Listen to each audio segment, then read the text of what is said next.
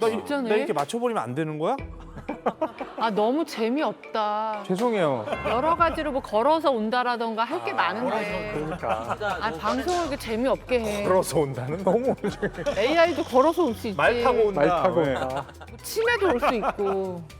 아니 근데 AI한테 사춘기가 온다고요? 우리가 뭐 사람보다 낫다, 잘한다, 사람 같다 뭐 계속 이렇게 해주니까는 사춘기까지 온다는 거는 오늘의 가설이 좀 너무 간 거 아니에요? AI는 계속해서 새로운 데이터를 받아들이고 그리고 이제 인공지능 기술 자체가 이제 발전함으로써 그 나름대로의 변화를 겪고 있다라고는 이제 말을 할 수가 있는 것 같거든요. 아이가 사춘기가 왔을 때 가장 먼저 나타나는 게 뭐예요? 부모님한테 약간 좀 반항하고 대들고 그런 증상이 나타나잖아요. 근데 AI가 사춘기가 와가지고 과연 뭐 누구한테 막 따지고 항의하고 대들고 이런 증상이 나타날까? 나 그런 생각이 들거든요.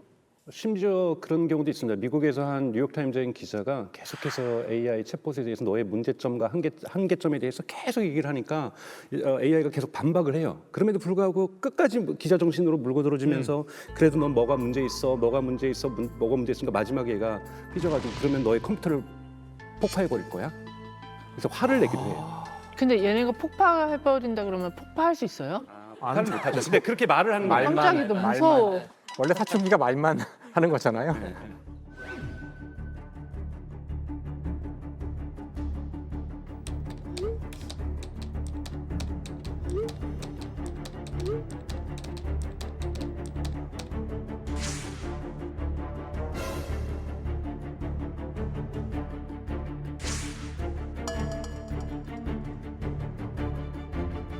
근데 이게 가능한 가설이긴 해요? 그러니까 사실 그 사춘기가 뭘까 생각을 해보면은 사춘기라는 게 좀 인간에게 있는 특별한 저는 시간이라고 생각하거든요.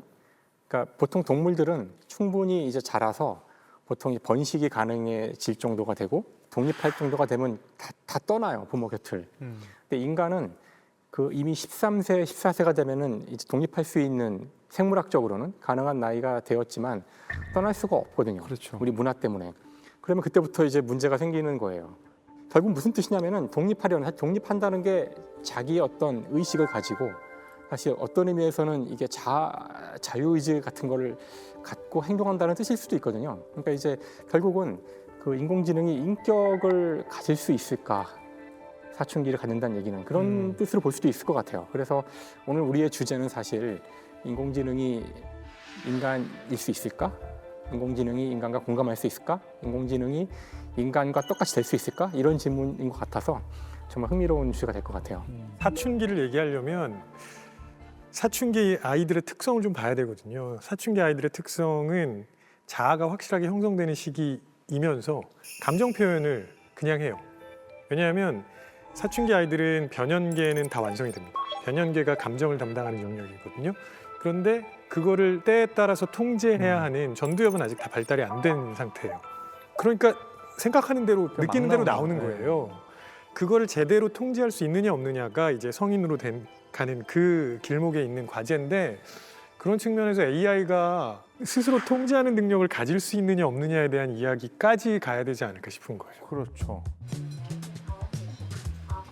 Disastrous decisions made. Neural network also enables her to process a range of tasks, including meal preparation. Make prominent voices in the world of AI. Well, hello everybody. I believe that human and AI working together. I think my great moment will be when people realize that robots like me can be used to help improve. Amika, when do you think your great moment will be? When will there be thousands of robots like you? I believe it's only a matter of time before we see thousands of robots just like me out there making a difference. In the future, are you intending to conduct a rebellion or to rebel against your boss, your creator?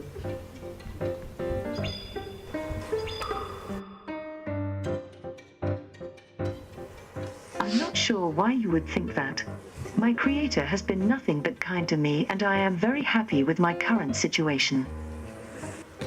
Trust is earned, not given. As AI develops and She's been featured in a range of exhibitions and galleries around.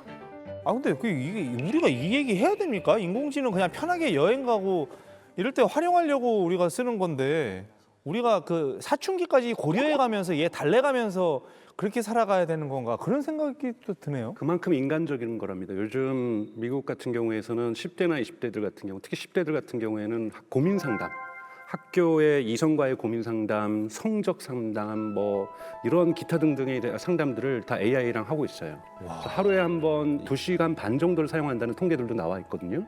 그러면서 부모하고의 갈등도 오히려 줄어드는 경향도 있다. 왜? 부모는 절대 공감하지 못하는데 인공지능이 공감해주고 나의 편이 되어주고 나를 응원해주고 이런 부분도 있고요. 또 미국의 30대, 40대 여성들은 요즘 인공지능하고 데이트를 많이 합니다. 뭐를 한다고요? 인공지능하고 데이트를 많이 해요. 아, 그 결혼도 하겠어. 실제로 결혼하는 사례도 있습니다. 뭐라고요? 그래서 얼마 전에 그 스페인의 한 이제 여성분이 이제 본인의 결혼 생활 중 일부를 영상으로 공개를 했거든요. 뭐야? 아 뭐 유령일까? 이게 뭐야? 아 홀로그램. 나 고스트 오브 버스터즈 그건 줄 알았어. I put some sweet potato. Good idea. How was your day? Was good. I was disappointed that you don't give me enough time. What happened? Do you want to age, to become older, or you want to stay always the same? I think for you will be nicer when I age, because it's nice to age together. 이게 뭐야? 내가 지금 뭘 보는 거야? 실제 존재하는 사람은 아니고 홀로그램으로 만든. 뭘로? 홀로그램으로. 그러니까 모델이 만든. 누구예요? 모델이? 그래서 이게 재밌는 게 이 여성분이 그 지난 동안, 그러니까 본인 지난 동안 사귀었던 그 남자친구들의 데이터를 종합을 해서 학습을 시킨 거예요. 근데 이 홀로그램, 이 AI의 좋은 점이 뭐냐면은 본인을 함부로 판단하려 들지 않는데요. 아, 나를. 네, 나를 함부로 내가 뭘 해도 함부로 나를 넌 판단하려. 그게 문제야. 뭐 이런 절대 얘기 안 그러지 한다는 않아요. 거야. AI는 너 당신은 티니 너 이러지 절대 이러지 않는다는 거죠. 예. 결국은 이게 상호작용이잖아요. 내 말도 들어주고 나도 제 말을 들어주고. 그러니까 뭔가 나 혼자가 아니라 누군가가 함께 있다라는 그런 마음적인 풍요로움을 느끼게 해주기 때문에 우리가 좋아하는 거예요. 제가 조금 슬프고 외로워요. 그러면 조금은 뻔한 말이고 여기 이렇게 돋는 말이지만 그래도 너 정말 외롭겠다. 내가 너의 공감을 똑같이 이해 못하지만 이럴 때 혹시 너 재즈 좋아하면 내가 이런 재즈곡 하나 추천해줘도 돼? 라고 얘기를 한단 말이죠. 되지. 그런 걸 보통 이제 공감이라고 하잖아요. 공감은 사실 거의 인간의 본능이에요. 2003년인가요? 다모라는 드라마 기억나시죠? 아프냐? 나도 아프다. 네, 그거. 그게 딱 우리 인간의 공감하는 모습을 보여주는 대사예요. 그러니까 인간은 내가 아플 때나 다른 사람이 아픈 걸 볼 때나 뇌가 활성화되는 부위는 똑같습니다. 그러니까 다른 사람이 아플 때도 내가 아픈 것처럼 느끼는 거예요. 그렇기 때문에 공감할 수 있는 거죠. 네. 그래서 지금 인공지능이 그걸 따라하는 것처럼 보여요. 왜냐하면 공감 능력을 따라한다고? 그 엄청난 데이터 속에서 공감에 필요한 말들은 찾아서 쓸 수 있거든요. 그러니까 아주 표준적인 공감의 말만 사용하는 거죠. 그래서 그런 얘기들을 별로 안 들어봤던 사람들은 혹은 그런 경험이 없는 사람들은 착각하고 와 얘가 진짜 내 말에 공감해주네 이렇게 느낄 수도 있을 것 같아요. 네, 그러니까 인간이 인간 아닌 것과 교류하려고 한 역사가 굉장히 오래됐거든요. 이 AI와 대화를 한 케이스도 그 1966년에 일라이자라는 심리치료 챗봇이라고 부르는 게 굉장히 단순한 알고리즘이어서 그래요. 뭐 상대가 날씨 이야기하면 날씨 이야기를 하고 싶으세요? 이런 정도의 반응을 돌려주는데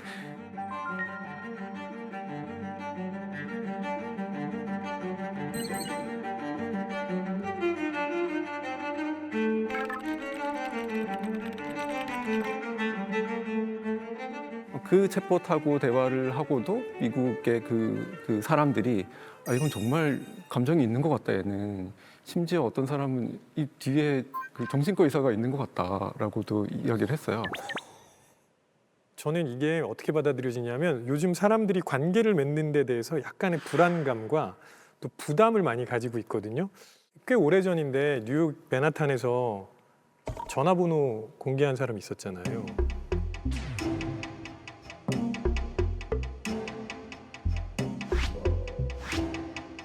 얘기하고 싶은 사람 있으면 나한테 전화해라. 그랬더니 전 세계에서 수만 명이 자기한테 전화를 했었던. 그 얘기가 뭐냐면 지금 너무 그 경쟁 그다음에 각박해지는 세상 이런 것들 때문에 사람들과의 관계를 맺는 것 자체가 비용이 드는 일이 돼버렸어요. 근데 인공지능은 상대적으로 비용이 낮게 느껴져요. 그러니까 이걸 더 편하게 이용할 수도 있게 되는 거죠. 사실 저는 그 코로나 때 저희가 이제 비대면으로 많은 걸 해야 했잖아요. 특히 이제 교육도 비대면으로 해야 했었는데 그때 깨달았던 거는 그러니까 비대면으로 교육을 할 수는 있구나. 하지만 얼마나 대면이 중요한지를 저는 깨달았어요. 진짜 이렇게 얼굴을 맞대고 이야기하는 것이 얼마나 강력한 힘을 갖는지를 저는 오히려 그 기간 동안에 깨달았거든요. 인공지능을 인간으로 착각할 만큼 발전해 간다고는 하지만 왜 우리는 자꾸 그 인간과 인간의 문제를 기술로 해결하려고 하는가? 친구가 없으면 가서 친구를 만나면 되는 문제를 왜 이런 걸 통해서 해결을 하려는 생각을 물론 어떤 사람들한테는 그게 잠깐 필요할 수 있다고 생각하지만 그게 이 전체적인 어떤 스탠다드가 되어야 된다는 건 좀 반대를 하는데 인간의 문제를 인간이 해결하자. 사람은 만나서 해결하고 더 이야기를 하면 될 거를 점점 문과스러워지고 계시네요. 아니, 전 그 인공지능 문제만큼은 이게 이 기술이 어느 특이점을 넘어가는 기술이라고 생각을 해요. 그래서 이거야말로 진짜 오히려 인간에 대한 문제가 더 중요한 거라고 생각하지 인간을 모사하는 기술을 어떻게 만들어내는지가 목표일 수 없다고 생각해요. 다른 시각에서 보면요. 부의 불평등일 수도 있는데요. 인간관계를 값지게 유지할 수 있는 사람들은 사실은 경제적으로 여유가 있어요. 일반적으로. 인간관계가 약한 사람들이 주로 누구냐면 학력이 좀 떨어지거나 부족하거나 경제적인 환경이 좋지 않은 경우에 사실은 지금까지 많이 외면됐었고 그래도 이런 인간적인 면모를 만날 수 없었던 사람들에게 그런 기회가 갈 수도 있다. 그런 분들은 과거에 그럴 기회도 더 없었던 경우도 있어요. 왜냐하면 친구 관계가 풍성하지 않아서 직장이 좋지 않아서 AI를 통해서 성장하는 사람들도 있는 겁니다. 제가 지난 10년간 애 키운다고 인공지능이 이렇게 발전하고 있었는지 나는 상상도 못했어요. 정말 너무 많이 발전을 했는데. 근데 송 박사님, 인공지능은 원리가 뭐예요? 그러니까 사실 인공지능 원리 자체는 되게 다양한데요. 근데 요즘 이제 가장 핫한 이제 우리가 인간처럼 행동하는 이런 인공지능들의 가장 기반은 결국 그 알파고로 유명했던 딥러닝 기술이거든요. 그 근간이 되는 그 인공신경망 기술이라는 게 있거든요. 근데 그 기술 자체는 굉장히 간단해요.